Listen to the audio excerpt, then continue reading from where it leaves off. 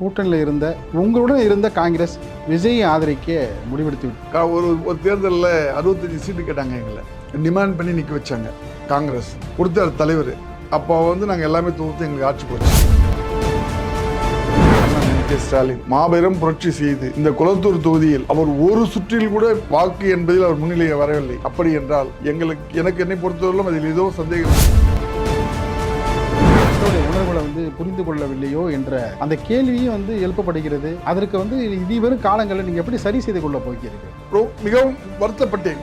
அதற்கு காரணம் எங்கள் உள்கட்சி பூசல். முதல் எப்படி உள்கட்சி பூசல் எப்படியெல்லாம் உள்கட்சி பூசல்னா தலைவர் தமிழ்நாட்டு மக்களை பாதுகாத்தார். கீழே இருக்க மாவட்ட செயலாளர் ஜமீன் அரசியல் செய்தார். அதுக்கு கீழே இருக்க மாவட்ட செயலர் மட்டும்தானே, அதுக்கு கீழே இருக்கிற ஒன்றிய செயலாளர் மட்டும்தானே அங்க மக்களுடைய மனநிலைகளை பாதிக்கப்படுகிறது. அப்ப ஆட்சியின் மீது வெறுப்பு ஏற்படுகிறது. இவர்கள் செய்யும் தப்பு ஆட்சியின் மீது வெறுப்பு ஏற்படுகிறது. தோல்வி என்பது இந்த குறிப்பிட்ட மாவட்டங்களில் பாமக பெல்ட். இது பேச வேண்டிய இடம். இது வட தமிழகம் முழுவதும் பாமக என்று ஒன்று இல்லை என்றால் இந்த எடப்பாடியார் இந்த அளவிற்கு இந்த சீட்டோட புஷ் பண்ணார்.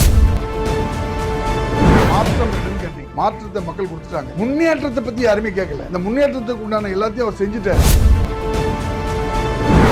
எதிர்கட்சி தலைவரா உதயநிதி இருப்பாரு, கட்சி தலைவரா ஸ்டாலின் செயல்படுவாரா? எங்கள் தலைவர் யாரை கை காட்டுகிறாரோ அவர் தான் எதிர்கட்சி தலைவர். ஆனால் எங்கள் தலைவர் நிச்சயம் இந்த குறிப்பிட்ட நாட்களுக்குள் திமுகவில் களை எடுப்புகள் அதிகமாக இருக்கு.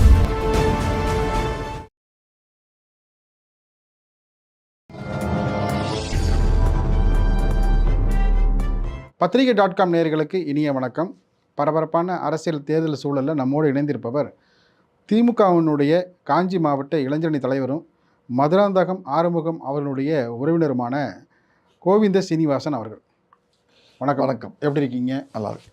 நேற்று போல் இன்று இல்லை, இன்று போல் நாளை இல்லை. நேற்று வரைக்கும் பார்த்தீங்கன்னா வேறு விதமான கட்சிகளை ஆதரவு தெரிவிப்பதாக சொல்லப்பட்ட நிலையில் உங்களுடன் இருந்த காங்கிரஸ் கூட்டணியில் இருந்த நிலையில் இன்னைக்கு பார்த்தீங்கன்னா அவங்க உறவை துண்டித்து விட்டு விஜயை ஆதரிக்க முடிவெடுத்து விட்டார்கள். அதிகாரப்பூர்வமான அறிவிப்பையும் வெளியிட்டு விட்டார்கள். இனி உங்கள் கூட இருக்கின்ற ஒவ்வொரு கட்சிகளும் எடுக்க போக அதிரடி முடிவுகளை எப்படியெல்லாம் எதிர்கொள்ள போறீங்க?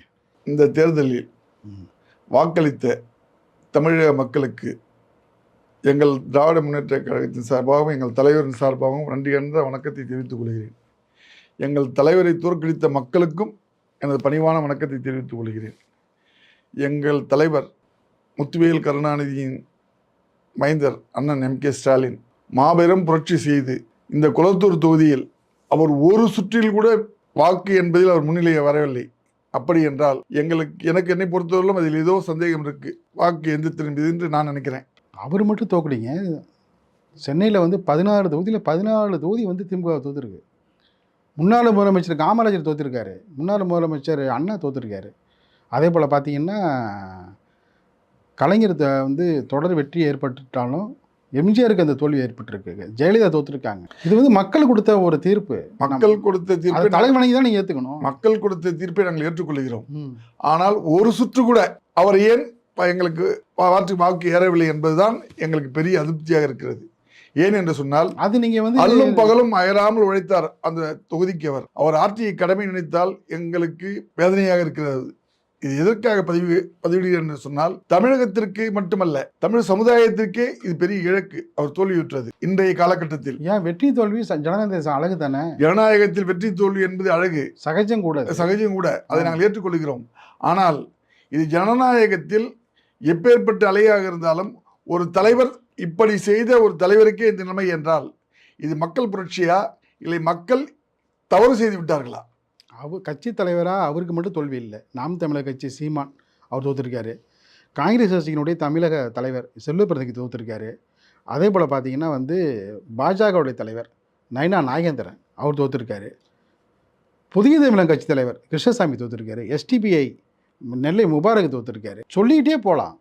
ஒருவருக்கு ஒரு தலைவர் 2 தலைவர் இல்லை, 10க்கு மேற்பட்ட கட்சி தலைவர் தோற்றுருக்குறாங்க. விஜயோடைய அந்த அலையால் பார்த்தீங்கன்னா நிறைய இடங்களில் மாறுதல் ஏற்பட்டிருக்கு. அரசியல் மாற்றம் அதே போல் ஆட்சி மாற்றத்தை வரவேற்கிறது தான் ஜனநாயக கடமை. நாங்கள் மக்கள் கொடுத்த தீர்ப்பை ஏற்றுக்கொள்கிறோம் சார். நான் உங்களாண்ட ஒரு கேள்வி நான் கேட்குறேன். இதுதான் என்னுடைய மனசில் பட்டதை நான் கேட்குறேன். அதாவது ஜனங்கள் எல்லாருமே ஓட்டு போடுறாங்க. படித்தவர்கள் படிக்காதவர்கள் பாமர மக்கள் 3 அடுக்கு போடுறாங்க. ஆனால் இதில் அவர் என்ன அவர் குறை அந்த முன்னேற்றம் வேணும், மாற்றம் வேண்டும். ஆனால் குளத்தூர் தொகுதியில் என்ன மாற்றத்தை மக்கள் காண்கிறார்கள்? இனிவரையும் நாட்களில் தான் பார்க்கலாம். ஏன்னா அவர் விஎஸ் பாபு வந்து முதலமைச்சர் எதிர்த்து வெற்றி பெற்றிருக்காருல்ல, அவரும் வந்து சாதாரணமான ஆள் இல்லை. அவரும் வந்து திமுகவில் இருந்து ஃபீல்டு ஒர்க் பண்ணவர், ஏடிஎம்கிலேருந்து ஃபீல்டு ஒர்க் பண்ணவர், அவர் முன்னாள் எம்எல்ஏ, அந்த பகுதியை சார்ந்தவர். நம்ம அவரையும் வந்து அவ்வளவு எளிதாக வந்து மதிப்பிட முடியாதுல்ல. அவருடைய அனுபவம்னு ஒன்று இருக்குல்ல. இனிவரும் நாட்களில் தான் ஒரு 6 மாதத்துக்கு பிறகு தான் இந்த ஆட்சி மீதான ஆக்கப்பூர்வமான விமர்சனமும் முன்வைக்கப்படும், ஏற்றுக்கொள்ளப்படும் மக்களால். எதிர்மறை விமர்சனமும் ஏற்றுக்கொள்ளப்படும். 6 மாதம் வரைக்கும் வாய்ப்பு கொடுங்க. புதிய அரசுக்கு 6 மாதத்துக்கு பிறகு தான் அவர் என்ன செஞ்சிருக்காரு என்பதை உள்ளிட்டு அவருடைய செயல்பாட்டுக்கு மதிப்பெண் போடலாம். நாங்கள் வந்து அவரை வந்து இப்போ வந்து எதுவுமே சொல்லலை. இப்போ என்ன மாதிரி ஆளுங்கள்லாம் வந்து அரசியல் அனுபவத்தில் சொல்கிறோம். வெற்றி பெற்று மக்கள் தீர்ப்பு கொடுத்தாங்க, ஆட்சி அமைக்க போகிறாங்க. அவங்க அமைக்கட்டும், ஆளட்டும், அதுக்குள்ளே நம்ம போகல. அந்த ஆட்சியை மக்கள் பார்க்கட்டும், நீங்களும் பார்க்க போய் நாங்களும் பார்க்க போகிறோம். அதுக்குள்ளே நாங்கள் போகல. இப்போ நீண்ட நாள் உறவு காங்கிரஸ் உங்கள் உறவை முறித்து கொண்டு இப்போ விஜயை நேரடியாக பார்த்து தங்களுடைய ஆதரவை தெரிவிப்பதற்காக சென்று விட்டார்கள். இப்போ அவர்கள் வந்து பார்த்திங்கன்னா கிட்டத்தட்ட பார்த்திங்கன்னா பல வருடங்களாக உங்கள் கூட்டணியில் இருந்தாங்க. இப்போ உங்கள் உறவை முறித்து கொண்டு இப்போ தாவேகாவுடன் கூட்டணி ஆட்சி அமைக்க அவர்களும் தயாராகி விட்டார்கள். இனி வந்து ஒவ்வொரு கட்சிகளாக உங்களிடமிருந்து வெளியேறும்போது எப்படி அதை எதிர்கொள்ள போகிறீங்க? அதாவது எங்களுடைய இயக்கம் வந்து வலிமையான இயக்கம், திராவிட இயக்கம், திராவிட முன்னேற்ற கழகம். எங்கள் தலைவர் வலிமையானவர். இதில் நான் வந்து மக்கள் சார்ந்து நாங்கள் பேசணும்னா, ஒரு தேர்தலில் 65 சீட்டு கேட்டாங்க, எங்களை டிமாண்ட் பண்ணி நிற்க வச்சாங்க. காங்கிரஸ் கொடுத்த தலைவர். அப்போ வந்து நாங்கள் எல்லாமே தொகுத்து எங்களுக்கு ஆட்சி போச்சு. ஞாபகம் இருக்குங்களா? காங்கிரஸ் தமிழ்நாடு முழுவதும் பார்த்தீங்கன்னா கடுமையான மின்வெட்டு, கடுமையான வந்து இல்லை, அந்த 65 சீட்டு கொடுத்துட்டு அதுதான் நாங்கள் தொங்கு சீட்டில் நிற்கும் போது அப்போ தோல்வி அடைந்தோம். கூடுமான வரைக்கும் பார்த்தீங்கன்னா ஆட்சிக்கு எதிரான மக்களுடைய பலத்த அலை. எங்கே பார்த்தாலும் பார்த்தீங்கன்னா பவர் கட்டு. இரவு வந்து குழந்தைகளை வைத்து கொண்டு வெளியில் வந்து உறங்கிய காட்சிகள்லாம் இன்றும் வந்து கண்முன் நிழலாடுகின்றது. அவ்வளவு எளிதாக அந்த 2010 காலகட்டங்களை மக்கள் இன்று வரை மறக்க மாட்டார்கள். ஆனால் அதையும் தாண்டி இப்போலாம் பார்த்தீங்கன்னா இரவு பகலாக எங்கே பார்த்தாலும் நீங்கள் வந்து அப்படி வைத்திருந்து எந்த ஒரு மின்வெட்டும் இல்லை, இருந்தாலும் தோக்குறீங்க. இருந்தாலும் வந்து பார்த்தீங்கன்னா வந்து மக்கள் வந்து உங்கள் மீதான அந்த அதிருப்தி வெளிப்படுத்துகிறாங்க.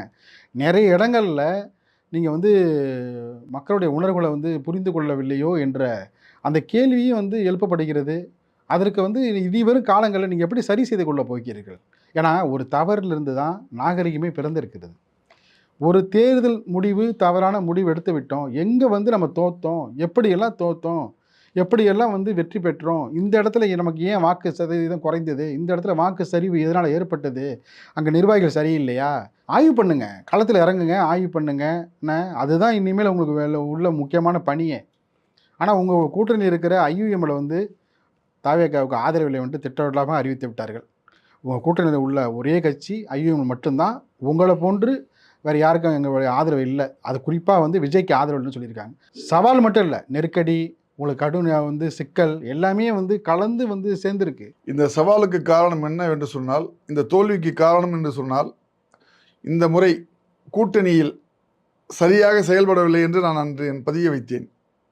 நீங்கள் கூட கேட்டீங்க 205 சீட்டு வருமானு என்னை கேட்டீங்க. வரும்னு சொன்னேன். அது எதை காரணத்துனா மக்களுடைய மனநிலையை போய் முதல்ல கேட்கும்போது ஒரு ரகம், இரண்டாவது 188 தான் வருமானம் போது நீங்கள் எனக்கு கேட்டீர்கள். அப்போதே எங்கள் 188 ஜட்ஜ்மெண்ட் பண்ணும்போதே வேறு மாதிரி எனக்கு தெரிந்தது. திரும்பி விட்டேன். 122 35 தான் வரும் என்று உங்களிடமே பதிவை செய்தேன். அப்போது நீங்கள் திருப்பி கேள்வி கேட்டீர்கள். நீங்களே குறைத்து கொண்டு வருகிறீர்களே என்று கேட்டீர்கள். இல்லை, களம் வந்து சரியில்லை என்று சொல்லிவிட்டு சென்று விட்டேன். ஆனால் இந்த களம் சரியில்லை என்பதை நான் சென்ற இடங்களெல்லாம் மிகவும் வருத்தப்பட்டேன். அதற்கு காரணம் எங்கள் உள்கட்சி பூசல்.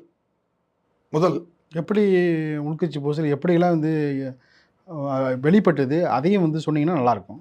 உள்கட்சி பூசல்னா, தலைவர் தமிழ்நாட்டு மக்களை பாதுகாத்தார். கீழே இருக்க மாவட்ட செயலாளர் ஜமீன் அரசியல் செய்தார்கள். அதுக்கு கீழே இருக்க மாவட்ட செயலர் மட்டும்தானா, அதுக்கு கீழே இருக்கிற ஒன்றிய செயலாளர்கள், ஒன்றிய செயலர் மட்டும்தானா, அதுக்கு கீழே இருக்கிற ஊராட்சி செயலாளர்கள், அவர் மட்டும்தானா? ஆமாம். அதுக்கப்புறம் வார்டு மெம்பர் முதல் கொண்டு கவுன்சிலர் முதல் கொண்டு பார்த்தீங்கன்னா பல கோடி ரூபா சொத்து. இல்லை ஊராட்சி, எங்களுடைய கணக்கில் ஊராட்சி செயலாளர் சாதாரணமாக இருக்க கிளைச்சலெல்லாம் எல்லாம் வந்து கட்சிக்கு உழைக்கணும் எப்பயும் உழைச்சிருந்தான் சார். இல்லை சார், இப்போ வந்து ஒரு கவுன்சிலர் வந்து பல கோடி ரூபா சொத்தோட அவன் வந்து குறுகிய காலத்தில் சேர்க்குறான்னா அந்த மக்கள் வந்து மாற்றத்தை நோக்கி போக மாட்டாங்களா? அந்த அந்த கோபம் வந்து விஜய் விஜய் விஜய் பக்கம் திரும்பாதா? அதை நீங்கள் வந்து ஆய்வு பண்ணியிருக்கமா வேணாமா? தடுத்துருக்கணும்ல, அதையும் தடுக்கலை. இல்லை இல்லை, நீங்கள் வந்து நாங்கள் வந்து மக்கள் வந்து இந்த திமுகவில் மட்டும்தான் எல்லாம் சம்பாரிச்சாங்க நம்ம சொல்ல முடியாது. இப்போ தோத்துட்ட பிறகு நாங்கள் எல்லாருமே சம்பாரிச்சிட்டோம், எல்லாரும் சம்பாரிச்சிட்டோம்னு சொல்ல முடியாது. சம்பாதிப்பது என்பது அரசியல் வந்து வியாபாரம் மாதிரி அதை சம்பாதிப்பான். இதுக்கு முன்னாடி இந்த அதிமுக ஆட்சியில் இதே மெட்ராஸில் ஒரு முறை ஜெயலலிதா அம்மையார் அனைத்தையும் கைப்பற்றினார். ஆனால் பாதிக்கு பாதி இல்லை பாதிக்கு பாதி கட்பெயர் இல்லை ஃபுல்லாக அது 91 அது 91. அது வந்து வாழப்பாடியருடைய பங்கு வந்து அதில் அதிகம் வந்தார். அதனால தான் வந்து ஜெயலலிதா வந்து கைப்பற்ற முடிஞ்சது. ஆமாம். ஆனால் அதே அம்மையார் சென்னையில் மாறுகிறது. ஏன் மாறுகிறது என்று சொன்னால் உள்ளாட்சி அந்த உள்ள இருக்க கவுன்சிலருங்க, புரியுதுங்களா, இந்த மாதிரி ஒரு சூழ்நிலைகள் வரும்பொழுது அங்கே மக்களுடைய மனநிலைகள் பாதிக்கப்படுகிறது. அப்போ ஆட்சியின் மீது வெறுப்பு ஏற்படுகிறது. இவர்கள் செய்யும் தப்பு ஆட்சியின் மீது வெறுப்பு ஏற்படுகிறது. ஆனால் இந்த 5 ஆண்டு கால ஆட்சியில் மக்களுக்கு அனைத்து திட்டங்களும் எங்கள் தலைவர் மூலம் நேரடியாக சென்றது. திட்டங்களில் எந்த குறையும் இல்லை. காலை உணவு திட்டம், ஆக்சிடென்ட் ஆனால் ஒரு திட்டம் போட்டிருக்காரு, அதெல்லாம் வந்து நினைச்சே பார்க்க முடியாது. அவர் பண்ண திட்டங்கள் தான் வரப்போறவங்க பண்றாங்க. நான் என்ன கேட்கிறேன்னா, மாற்றம் வேணும்னு கேட்டீங்க, மாற்றத்தை மக்கள் கொடுத்துட்டாங்க. முன்னேற்றத்தை பற்றி யாருமே கேட்கல. அந்த முன்னேற்றத்துக்கு உண்டான எல்லாத்தையும் அவர் செஞ்சுட்டாரு. ஏன்னா அடுத்த 5 ஆண்டு காலம் அவர் கொடுத்துருந்தாருன்னா அது அந்த முன்னேற்றத்தை பார்த்துருக்கலாம். அதுக்குள்ள முன்னேற்றம் வேண்டும்னு சொல்லிட்டு எல்லா மக்கள் புரட்சி, ஜென்சி புரட்சின்னா நான் ஒன்று கேட்குறேன் சார். ஒரு காலத்தில் வந்து இந்திய எதிர்ப்பு வந்து பல உயிர்கள் பிரிந்து திராவிட பாரம்பரியம் அதிலிருந்து உருவாச்சு. இந்திய எதிர்ப்பு முதல் வெற்றியே திருக்குறளார் முனிசாமி பெற்ற வெற்றி மூலியமா தான் வந்து இங்கே தொடங்கப்படுகிறது. திருக்குறளாருடைய வெற்றி, அந்த வெற்றி தான் முதல் வந்து இந்திய எதிர்ப்புக்கான முதல் அறிகுறியே. அதை வந்து 65 அண்ணா வந்து அறுவடை பண்றாரு. நான் முதல் வெற்றி என்பது அப்பயே ஆரம்பிச்சிச்சு. திண்டிவனத்திலிருந்து தொடங்குது. திண்டிவனத்துல தான் எல்லாம் தொடங்குது. திண்டிவனத்திலிருந்து தான் எல்லாம் முடியுது. தான் தோற்கடிக்கப்படுகிறது. இல்லை, அங்கே தொடங்குது, அங்கேயே முடியுது. இல்லை, அங்கே தான் வந்து தோற்கடிக்கப்படுகிறது. இந்திய ஆதிக்கத்துக்கு முடிவு கட்டப்படுகிறது. என்ன, உங்களுக்கு அரசியலுடைய மையப்புள்ளி அதுதான் வந்து அந்த காலகட்டத்தில் இருந்தது. நான் அதை சொல்ல வரேன். நீங்கள் தொடருங்க. இன்னைக்கு இவ்வளோ நெருக்கடியில் இவ்வளோ பண்ணி நாங்கள் தோக்குறோன்னு சொன்னால் எங்களுக்கு வேதனையாக இருக்குது. நாங்கள் எங்களுடைய கணக்கு என்னென்னா, தமிழ்நாடு முழுவதும் நாங்கள் தோற்றுவிட்டோம் என்ற கவலையெல்லாம் எங்களுக்கு எந்த வருத்தம் கிடையாது. ஆட்சி இருந்தால் அது மக்களுக்கு, ஆட்சி இல்லைன்னா எங்கள் தலைவர் நாங்கள் எப்போனாலும் பார்க்கலாம். மக்கள் பணி செய்து இருப்பது தானே ஒரு கட்சியினுடைய, அதுதான் எங்கள் தலைவர் மக்களையே நினைத்து கட்சி நடத்தினார். அதனால் கழகத்தை அவரால் கவனிக்க முடியவில்லை. அவர் காதுக்கு உண்மையான நிலைமைகளை கொண்டு செல்லவில்லை. இனிமேல் வந்து எதிர்கட்சி தலைவராக உதயநிதி இருப்பார், கட்சி தலைவராக வந்து ஸ்டாலின் செயல்படுவாரா? எங்கள் தலைவர் யாரை கை காட்டுகிறாரோ அவர் தான் எதிர்கட்சி தலைவர். ஆனால் எங்கள் தலைவர் நிச்சயம் இந்த குறிப்பிட்ட நாட்களுக்குள் திமுகவில் களை எடுப்புகள் அதிகமாக இருக்கும். அதிரடி மாற்றங்கள் என்னென்ன நாளைக்கு நடக்க போகிற எம்எல்ஏக்கள் கூட்டத்தில் வெளிப்படுமா? அது நாளைக்கு தலைமை எப்போ முடிவு பண்ணுறாரு. ஆனால் அவர் கண்டிப்பாக இந்த வாட்டி மாற்றத்துக்கு உண்டான வழி அனைத்தையும் எங்கள் தலைவர் செய்வார். அதே போல் மக்களுக்கு என்றென்றும் திமுக கழகத்தில் எங்கள் தலைவர் போராடுவார். ஒவ்வொரு மாவட்டத்திலும் பிரச்சனை இருக்குது சார். திமுகவும் இருக்குது, அதிமுகவும் இருக்குது. 2 கட்சிகளையுமே நீங்கள் சரி பண்ண தவறிட்டீங்கன்னா இனி வரும் காலங்களில் வந்து பார்த்திங்கன்னா வந்து அது லோக்கல் பாடி எலெக்ஷனாக இருக்கட்டும், நாடாளுமன்ற எலெக்ஷனாக இருக்கட்டும், அதுக்கு பிறகு ஒரு சட்டப்பேரவை எலெக்ஷனாக இருக்கும், எதிரியுமே வந்து 2 கழகங்களும் எதிர்பார்த்த வெற்றி என்பது அவ்வளவு எளிதிய சாத்தியம் இல்லை. ஏன்னா ஜென்சி கிட்ஸ்லேருந்து பல விதமான வாக்குகள்லாம் வேறு விதமான ரூட்டுகளில் விஜய்கிட்ட போயிடுச்சு. நாம் தமிழர் கட்சியே வந்து எடுபட முடியாமல் போயிடுச்சு. அவங்களே இளைஞர் பட்டாளத்தை வச்சுருந்தாங்க. ஆனால் வந்து ஒட்டுமொத்தமான இளைஞர்கள் வாக்கு வந்து விஜய் பக்கம் திரும்பி இருக்கு. இளைஞர்களை வந்து உங்கள் பக்கம் இழுப்பதற்கு என்னென்ன திட்டங்களை வச்சுருக்கீங்க? அது எங்கள் தலைவர் அறிவிப்பார் சார். எங்களுக்கு வந்து இளைஞர்கள் வந்து என்ன பண்ணணும், என்ன பண்ணணும், எப்படி வரணுன்றது வந்து எந்த மக்கள் எங்களை வாக்களிக்க தவறினார்களோ அதே மக்கள் மீண்டும் பெருவாரியான வாக்கு வித்தியாசத்தில் எங்களை மீண்டும் ஆட்சியில் அமர்த்துவார்கள். அதுவரை எங்கள் தலைவரின் விருப்பப்படி நாங்கள் உழைத்து கொண்டிருப்போம். இதில் என்னன்னா, இப்போ நாங்களாம் இருக்கோம், நீங்கள் கேட்ட கேள்வி கரெக்டு. இவ்வளோ தோல்வி என்பது இந்த குறிப்பிட்ட மாவட்டங்களில் பாமக பெல்ட், இது பேச வேண்டிய இடம். இது வட தமிழகம் முழுவதும் பாமக என்று ஒன்று இல்லை என்றால் இன்று எடப்பாடியார் இந்த அளவிற்கு இந்த சீட்டோட பிடிச்சிக்க மாட்டார். அது என்னுடைய சொந்த கருத்து. பாட்டாளி மக்கள் கட்சி மட்டும் இல்லை, வன்னியர்களோட வாக்குகள் முழுவதும் அதிமுகவுக்கு போயிருக்கு, திமுகவுக்கும் போயிருக்கு. எங்களுக்கும் வந்திருக்கு. இப்போ நீங்கள் தப்பிச்சதும் பார்த்தீங்கன்னா வன்னியர் வாக்குகளை வந்து 2 பேரும் வந்து பிரிச்சுக்கிட்டதுனால, அந்த பிரிச்சுக்கிட்டதுனால வந்து திமுகவுக்கு கொஞ்சம் சீட்டுகளும் போயிருக்கு. 2 பேருங்க வருது. இதில் வந்து அவங்களுக்கு வந்து அதிகமாக போயிருக்கு. ஆமாம், நான் அதை வந்து நான் மறுக்க விரும்பலை. இப்போ அதிமுகவுக்கு 80% திமுகவுக்கு 20% இருக்கு. எல்லாரும் வந்து என்ன பண்ணுறாங்கன்னா, மக்கள் எங்கே போய் வட மாவட்ட தொகுதிகளை பார்த்தீங்கன்னா பெரும்பான்மையான தொகுதிகளை வந்து அதிமுக கைப்பற்றிருக்குது. பாட்டாளி மக்கள் கட்சி கூட்டணியில் இருந்ததுனால. இன்னொன்று, பாரம்பரியமான வன்னியர்கள் வாக்குகள் இருக்குங்கள. ஆமாம், அது வந்து பார்த்தீங்கன்னா அந்த கட்சி தொடங்குதுலேருந்து அந்த ஒரு வாக்கு வங்கிகள், அது வந்து வன்னியர் வாக்குகளில் இன்றைக்கி வரைக்கும் அசைக்கவே முடியல. அந்த வாக்கு வங்கி வந்து திமுகவில் இருக்குது. அது இதுலேருந்து கும்படிப்பூண்டியில் ஆரம்பித்து கும்பகோணம் வரைக்கும் அந்த வாக்கு வங்கி ஒரு சதவீத அளவுக்கு இருக்குது. பல கட்சி கூட்டணி இருந்தாலும் கூட அந்த வாக்குகள் மாறாது. பாட்டாளி மக்கள் கட்சி அதிமுக போனாலும் கூட அந்த பாரம்பரியமான திமுகவில் இருந்த வன்னியர்கள்லாம் திமுக தான் போட்டிருக்காங்க. இப்போ நான் என்னுடைய காலங்கள் தொடங்கியதுலேருந்து நான் திமுக தான் ஓட்டு போட்டிருக்கேன். எங்கள் பெரியவர்கள்லேருந்து நான் திமுக பெல்ட்டில் நாங்கள் திமுகவாக தான் நாங்கள் வேலை செஞ்சுருக்கோம். இது வரைக்கும் எனக்கு வேறு அந்த கட்சி தெரியாது. ஆனால் இன்றைக்கி சூழ்நிலை பார்க்கும்போது, களத்தில் நின்று பார்க்கும்போது அங்கே எங்கள் சமுதாயங்கள் பாதிக்கப்பட்டிருக்கு. இதை நான் ஓப்பனாக சொல்லி ஆகணும். வன்னியர் பெல்ட்டில் போகும்போது என்ன பண்ணாங்க, இந்த 10.5 வந்து எல்லாரும் வந்து அவர் கொடுத்தாரு, எடப்பாடியார் கொடுத்தாரு, அது அப்படி இன்னும் போச்சு அப்படின்னு ஒரு கொஸ்டின் வைக்கிறாங்க. ஒரு கையெழுத்தை போட்டால் அந்த கையெழுத்து வந்து கடைசி வரைக்கும் செல்லுபடி ஆகணும். அந்த மாதிரி பார்த்து போனது. எங்கள் தலைவர் கலைஞர் போட்டாருன்னா அது வந்து ரிஜெக்ட் ஆகாது. ஒன்று பண்ணாரு. இந்த வந்து விபி சிங் பிள்ளை போட்டார், செல்லுபடி ஆச்சா?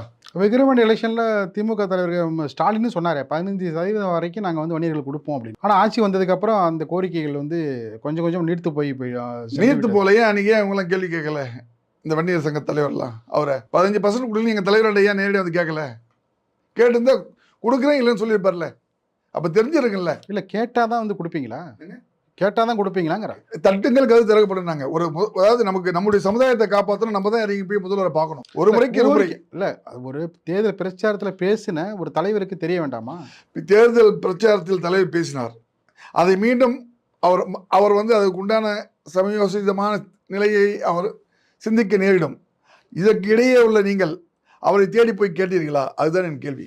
இந்த சமுதாயத்துக்காக நீங்கள் போய் எங்கள் தலைவரை கேட்டீங்களா? இப்போ நீங்கள் என்ன சொல்ல வரீங்க? திமுகவும் வந்து அந்த விஷயத்தை மறந்தனால தான் இந்த தோல்வின்னு சொல்லுவாங்க. ஆமாம், இனி வரும் காலங்களில் சரி செய்யப்படும் என்பதை வந்து இருவருடைய கருத்துக்களின் அடிப்படையிலும் நீங்கள் எடுக்க போகிற நடவடிக்கைகளையும் எந்த அளவுக்கு வந்து பலன் தரும் என்பதை வந்து பொறுத்திருந்து பார்ப்போம். நிகழ்ச்சி பங்கேற்று பல கருத்துக்களை தெரிவித்தமைக்கு நெஞ்சார்ந்த நன்றி. வணக்கம்.